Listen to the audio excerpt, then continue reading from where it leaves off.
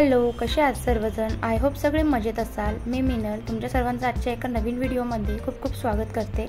आजच्या व्हिडिओला सुरुवात करते आणि इथे वाजलेले आहे दुपारचे 4।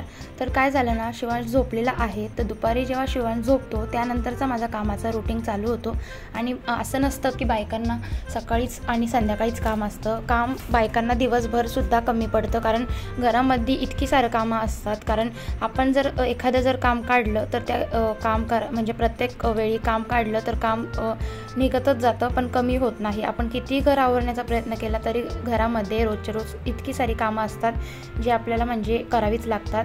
तर काय होतं ना की सकाळचा मॉर्निंगचा जो काम असतं मी ते सगळं मॉर्निंगलाच करून घेते।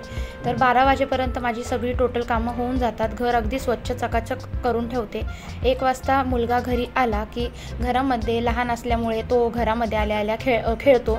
खेळताना त्याला खूप पसारा करायला लागतो, जसं म्हणजे उषा वगैरे खेळतो। उषा इकडे तिकडे फेकणं, त्यानंतर सोफा थोडासुद्धा म्हणजे क्लीन ठेवत नाही, पूर्ण म्हणजे चादर वगैरे विस्कटवतो। त्यानंतर खेळण्या तो इतक्या काढतो ना की खेळायला तो कमी खेळतो आणि पसारा काढून जास्त ठेवतो। त्यामुळे त्यानंतर बघा आता सकाळची जी म्हणजे कपडे धुतलेली होती तर ती आता दुपारी 4 वाजता मी कपड्यांच्या छान घड्या घालून घेणार आहे। कारण घराच्या बाहेर कपडे ठेवू नये असं म्हणतात सायंकाळच्या वेळी। त्यामुळे 4 वाजता आता कपडे ऊन खूप कडक पडत आहे आणि माझ्या बाल्कनीमध्ये ऊन येत नाही तरीसुद्धा माझे कपडे अगदी क्लीन आणि म्हणजे सुकलेली आहे, व्यवस्थित ड्राय झालेली होती। आणि म्हटलं चला आता रिकामी बसलेली होती तर रिकाम्या वेळेसुद्धा अशी काही कामं असतात जी करून घेतली तर संध्याकाळी आपल्याला चिडचिड होत नाही। घरामध्ये देखील कोणी आलं की पसारासुद्धा वाटत नाही। अशा छोट्या छोट्या गोष्टी असतात ज्या आपण दुपारच्या वेळी करू शकतो आणि ह्या गोष्टी जर दुपारीच केल्या तर मग आपल्याला म्हणजे आपल्या घरामध्ये पसारा दिसत नाही आणि नीटनेटकं असतं घर आपलं। आणि कपडे जेव्हा मी बाल्कनीतून काढले ना त्यावेळी ना कपडे पूर्ण सुकलेली होती। सगळ्या कपड्यांच्या घड्या कशा घातल्या, प्रत्येकाचं म्हणजे वेगवेगळे कपड्यांच्या घड्यांचा ढीग वेगवेगळाच काढून घेतला। कारण ठेवताना मला म्हणजे प्रत्येकाचा वेगळा कप्पा आहे, त्यामुळे सगळ्यांच्या व्यवस्थित घड्या घालून घेतल्या। आणि अशा प्रकारे मी कपड्यांच्या घड्या घालतच असते, कारण दुसऱ्या दिवशीपर्यंत जर कपडे तसेच जर ठेवले तर अजून दुसऱ्या दिवशीचे सुद्धा कपडे जमा होतात आणि इतके साऱ्या कपड्यांच्या घड्या घालायला मग कंटाळा येतो आणि मग तसंच पडून राहतं ते। आणि बेडवरती असा पसारा जर ठेवला ते देखील सुद्धा चांगलं वाटत नाही, त्यामुळे लगेचच कपड्यांच्या छान घड्या घालून घेत असते। त्यानंतर पुढचं काम म्हणजे हे टॉवेल्ससुद्धा सुकलेले असतात आणि हे टॉवेलसुद्धा दरवाजावरती चांगलं दिसत नाही, त्यामुळे टॉवेलच्या सुद्धा छान घड्या घालून जिथल्या तिथे टॉवेल ठेवते, म्हणजे आल्यावरती वेळेवर टॉवेलसुद्धा घेता येतो। आणि असंच जर पडला तर कोणी आलं तर दिसायला सुद्धा चांगलं दिसत नाही। या गोष्टी जर आपण आधीच केल्या, अगदी जरी आपल्या घरात कोणी आलं किंवा न सांगता जरी कोणी पाहुणे आले तर आपलं घर अगदी व्यवस्थित दिसतं। त्यामुळे अशा दिवसभरचे म्हणजे बायकांचे कामं असतात। म्हणजे दुपारचे सुद्धा बायकांना म्हणजे वेळ मिळत नाही, कारण बायकांमागे खूप कामं असतात। ज्यांच्या घरामध्ये शक्यतो लहान मुलं आहेत त्यांना माहीतच असेल कसं असतं घरामध्ये। तर शिवांश बघा झोपलेला होता आणि त्याची जी खेळण्या आहेत त्या सगळ्या मी उचलून घेतलेल्या आहे, कारण जितक्या खेळण्या तिथं तशाच जर ठेवल्या तर संध्याकाळपर्यंत तो अजून जमा करतो आणि मग मला संध्याकाळी ते बघून चिडचिड होते। किंवा शिवांशचे पप्पासुद्धा घरी आले की त्यांनासुद्धा बघून म्हणजे ते आवडत नाही, त्यांना घर स्वच्छच आवडतं।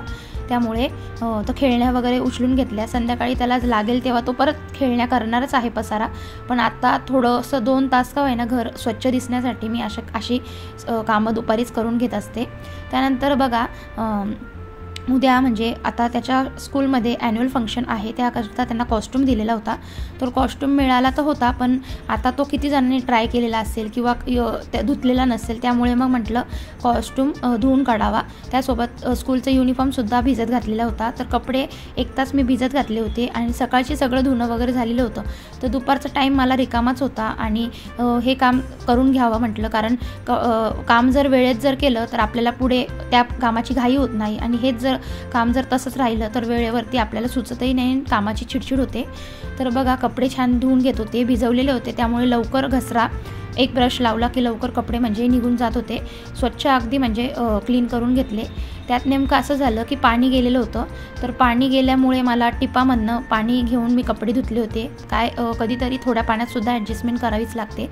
तर आय होप आपल्याला म्हणजे नळाने पाणी जास्त मिळतं। तर मी थोड्याशा पाण्यामध्ये आज माझं तर कधीतरी म्हणजे असं ॲडजस्टमेंट करावीच लागते. आणि बरं झालं मी कपडे लगेचच धुतले, नाही तर मग थोड्या वेळाने स्वयंपाक झाल्यानंतर, जेवण झाल्यानंतर खूप कंटाळा येतो, मग बाथरूममध्ये जाण्याची इच्छा होत नाही. तर म्हणून मी कपडे दुपारीच धुवून टाकले. असे काही रिकाम्या वेळेस जे कामं मला आठवतात ते मी लगेचच करून टाकते. काय होतं ना की जी कामं ज्या वेळेस केली तर कामाचं नियोजनसुद्धा राहतं आणि नंतर त्या कामाचं म्हणजे चिडचिड होत नाही आणि घरामध्ये पसारा देखील दिसत नाही. म्हणून मग अशा पद्धतीने मी दुपारची कामं करत असते. जी कामं माझ्या डोळ्यापुढे दिसते मी लगेचच ती कामं आवरून टाकते. तसंच इग्नोर न करता मी लगेच वेळेवर ती काम करते. तर संध्याकाळच्या आता इथे 6:45 वाजले होते आणि दिवा लावून घेतलेला आहे. अगरबत्ती लावली की घरामध्ये अगदी सुगंध दरवळतो, घरामध्ये अगदी फ्रेशपणा वाटतो. आणि त्यानंतर बघा माझी सकाळची जी देवपूजा होती ती अगदी खूप छान झालेली होती. आणि स्वामी महाराज आणि बाळकृष्ण तुम्ही बघू शकतात, अगदी गोंडस आणि त्यांच्याकडं सारखं बघावं असं वाटत होतं, अगदी प्रसन्न वाटत होतं त्यांना बघून. तर छान दिवा वगैरे करून घेतला. सायंकाळच्या वेळी असं माझं रुटीन असतो. त्यानंतर बघा कपडे सुकत टाकले होते. तर कपड्याला जर तुम्ही कम्फर्ट जर वापरत असाल तर अगदी बेस्ट आहे, कारण कम्फर्टने कपड्याला छान सुगंध येतो आणि आपल्याला कपडे देखील फ्रेश वाटतात अंगावरती आणि इस्त्री करायची सुद्धा गरज पडत नाही. कम्फर्टने अगदी कपडे कडक राहतात. आणि बाल्कनीमध्ये थोडा वेळ टाईम स्पेंड करत होते दुपारी. काय होतं ना की म्हणजे शिवांश झोपला की थोडंफार असं म्हणजे बाल्कनीमध्ये टाईम स्पेंड करते, थोडा मोबाईल बघते. तर झाडांची सुद्धा केअर करत होते की झाडं म्हणजे काय ग्रोथ झाली नवीन ते सुद्धा बघत होते. शूजसुद्धा त्याचे धुवून टाकलेले आहे, कारण शूजसुद्धा खूप खराब करतो तो, माती वगैरे खेळत असतो. त्यामुळे शूजसुद्धा मला असं आठवड्यातून एकदा कॉस्ट्यूम आणि स्कूलचा युनिफॉर्म धुवूनच टाकत असते. त्यानंतर किचनमध्ये आले. चहा बनवायचा होता, तेवढ्यात शिवांश उठला आणि त्याचं चाललं होतं की मला पण चहा प्यायचा. त्याला द्यायचा नव्हता पण तो म्हणजे रडतच होता, त्यामुळे त्याला थोडा दुधामध्ये चहा देणार होते. आजचा व्हिडिओ इथेच एंड करते. कसा वाटला नक्कीच कमेंट करून सांगा. सगळ्यांना श्री स्वामी समर्थ.